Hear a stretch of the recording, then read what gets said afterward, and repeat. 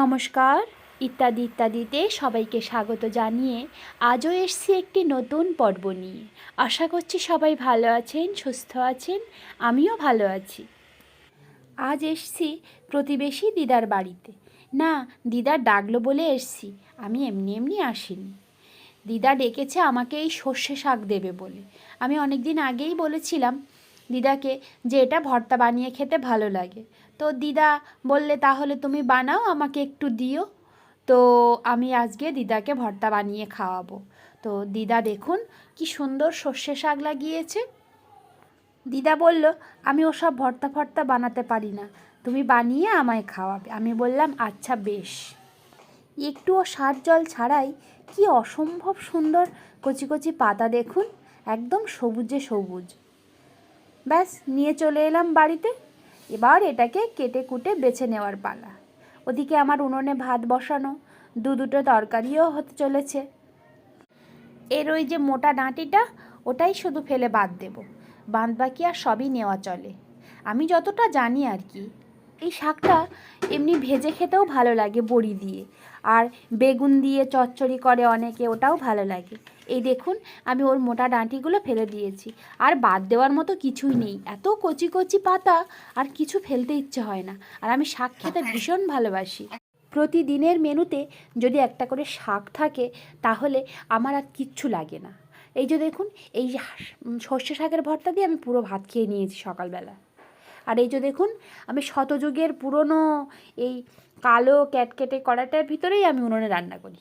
এই কড়াটাতেই আমি রান্না করছি এখন ওই যে পুঁই বিটুলি ভাজা, এটা হয়ে গেছে। আর আমি রান্না করেছি তার আগে এই যে লাউ দিয়ে, আলু দিয়ে আর মাছের ঝোল, অসম্ভব ভালো খেতে হয়। এবার আসুন দেখে নেওয়া যাক আমি কি করে এই সর্ষে শাকের ভর্তা বানিয়েছি। প্রথমে তো শাকটাকে দেখেই দিলাম, সুন্দর করে কেটে আমি ধুয়ে নিয়েছি একেবারে। আর এই যে দেখুন, কালো জিরে লাগবে বেশ অনেকখানি পরিমাণে, কয়েকটা চিংড়ি নিয়েছি, আর নিয়েছি বেশ কয়েকটা রসুন আর শুকনো লঙ্কা, আর এই যে সর্ষের তেল। এই সর্ষের তেল না দিলে কিন্তু ভর্তাটা একদমই ভালো লাগবে না। যাই হোক, আমি কড়াইতে সর্ষের তেল গরম করতে বসিয়ে দিয়েছি বেশ অনেকখানি আগে। তেলটা গরম হয়ে গেলে আমি প্রথমে শুকনো লঙ্কাগুলো ভেজে নেব। শুকনো লঙ্কাগুলো একদম লো ফ্লেমে একদম সুন্দর মুচমুচো করে ভেজে নেব, যাতে ভিতরটা পর্যন্ত একেবারে সুন্দর ক্রিস্পি হয়ে যায়। শুধু ওপরটা পুড়ে গেলে আর ভিতরটা যদি না হয় তাহলে খেতে ভালো হবে না।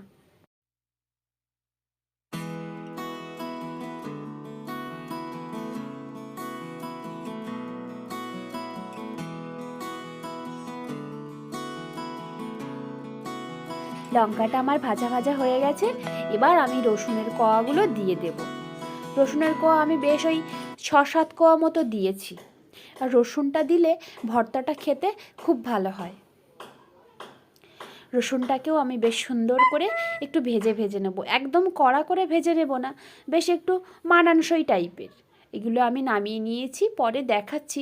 এবার কালো জিরে ফোড়ন দিয়ে আমি আমার ওই কেটে রাখা শাকগুলো দিয়ে দেব। আর তার আগে দিয়ে দিয়েছি ওই যে চিংড়ি মাছগুলো। এটা দিয়ে বেশি নাড়াচাড়া করার দরকার নেই, মোটামুটি মিনিট খানিক নেড়ে আমি ওই কেটে ধুয়ে রাখা শাকগুলো দিয়ে একটু ঢাকা দিয়ে রাখবো। বেশ কিছুক্ষণ ঢাকা দেওয়ার পরে দেখুন একদম কমে গেছে। বোধহয় মনে হচ্ছিল কতখানি শাক, কিন্তু একদম একটুখানি হয়ে গেছে। এবার এটাকে সুন্দর করে নেড়ে চেড়ে একদম শুকনো শুকনো করে নিতে হবে,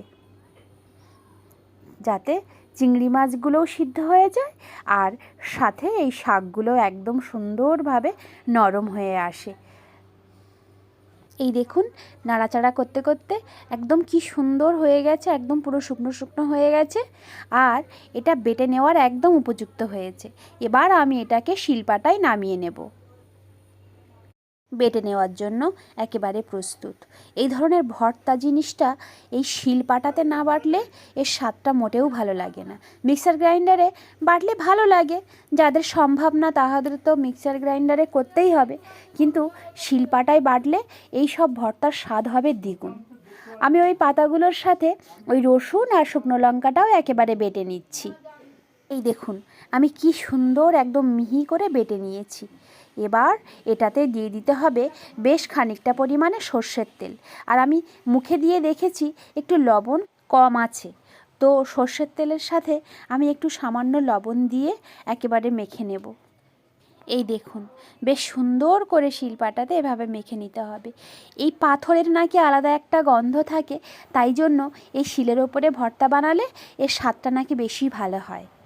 এটা আমি শুনেছি, সত্যি কিনা জানি না, তবে খেতে কিন্তু অসম্ভব ভালো হয়, এজন্য আমি বুঝি।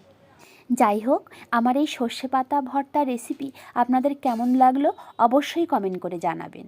আর আমি আর নিজের কথা কি বলবো, অসম্ভব ভালো খেতে হয়েছিল। আর এই ধরনের ভর্তা খেতে আমি বেশি ভালোবাসি বলেই আমার হয়তো ভালো লেগেছে। আপনারা ট্রাই করে না দেখলে কি করে বুঝবেন? যারা খেয়েছেন, যারা খাননি প্লিজ একবার ট্রাই করবেন। আজ তাহলে আসছি, আবার আসবো নতুন একটা পর্ব নিয়ে। সকলের খুব ভালো কাটুক নতুন বছর, আর ভালো থাকবেন, সুস্থ থাকবেন, আর আমার পাশে থেকে লাইক, কমেন্ট, শেয়ার, সাবস্ক্রাইব করে এগিয়ে যেতে সাহায্য করবেন। নমস্কার।